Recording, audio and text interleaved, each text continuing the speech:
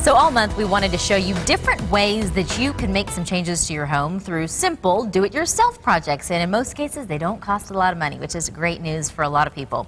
So we're going to do it with the help of this gal, Teresa Falmer, who is basically a design extraordinaire when it comes to anything in the home improvement store.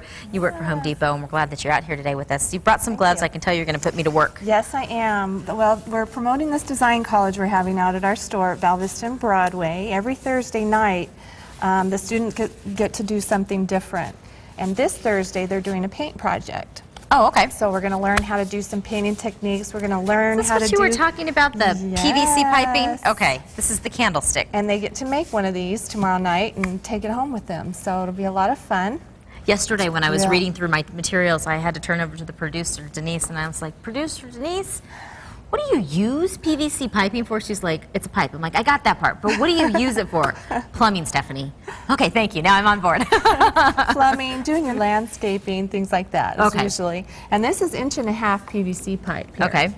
So what I've done is cut it into different lengths. This is a 4-inch piece, this one's an 8-inch, and this is a 12-inch. So you can make a different size candlestick. Okay. And sets of 3 are always nice. And then we've taken the couplers that go with it, and we're going to slide those on. That's just going to give it a little bit more of a decorative look. Okay. And you're going to take the liquid nails and you're going to glue a little bit of liquid nail on one side and then the other side and set it just like that. Okay. And let it dry. That's the first part. The second part, and I want you to be able to paint, so I wanted to kind of quickly go through this. I pre-primed it using a gripper primer, and the reason you have to do that is because the PVC pipe, it won't accept paint. Did you sand it before you put this stuff on? No, I did not. And this gripper will bond to this. Okay. So that's why you want a good primer, gripper primer.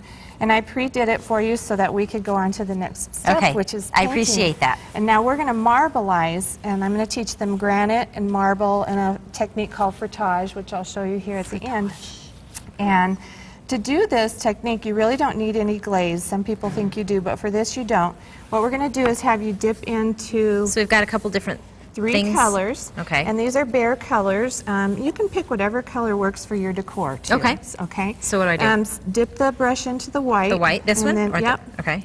And you're going to use the same brush for all 3 colors. Okay. And then go ahead and put it on. You can start down at the bottom if you like. Like a normal painting, not like it's stippling easy or something? To do it in like little globs. So put a little bit on. Oh, so we are like bouncing And it's okay to put color on color because we're going to blend it anyway. And then you're going to take that next color, take that lighter gold, and just kind of dot it on in places. We're trying to create a marbled effect, and with marble or stone, anything like that, you want those 3 colors to show. And then dip into the dark and just a little bit of that in a few places, random places. And now you're going to take your, this is a piece of lamb's wool. And you sell that there, or we get this at the craft store? Yep, you can get it Take at it Home off, Depot. or what? You're just going to pat it really gently, and you don't want to blend it too much. You just want to blend it enough so that you still see all 3 colors. How's that look? I don't know. What you tell me? Oh, that's beautiful. See? And all you're trying to do is create a look of marble or granite. Okay. Once you get it done... Imperfection is your best friend, I would guess. That's right. Don't overwork it. Okay. That's the important thing. And then if you want to add that little touch to it at the end, you can actually use a feather. And I like to get the feather a little bit wet. And if you drag the feather and twist and turn, you can create the veining that you see usually in a marble or a granite. Granted, she's doing it backwards. Yes, upside down and backwards. And then I usually will take some towel and I'll just soften it to give it a little bit more of a natural look. But then you've got that veining that you see in marble and granite. All right. And then you can add, if you want, a polyurethane on the end to give it that gloss that you usually see with stones. I'll be honest. No surprise, but I've never bought PVC piping before, so how much would it cost us for this, to make the 3 candlesticks? Well, the paint's the most expensive part. But if we had something for the matched our walls that we've already used before. Then you don't, this is really less than $1. These are 77 cents, and you've got your PVC pipe, which is usually very inexpensive, and these are 77 cents for your couplers. So very inexpensive. We're big rollers here. Now you can actually do the same concept here. This is a plumbing part here. These are flanges, And what I like about this one is it's got the little holes in the top, you see that? And then you can add decorative beading. Oh, you can wire beads on. Yeah. And do some fun things with it. And then you I add want your to see what you do sconces. on this before we run out of time, because Okay. you've got something going on there. This is called frottage, and we're going to learn this in class tomorrow as well.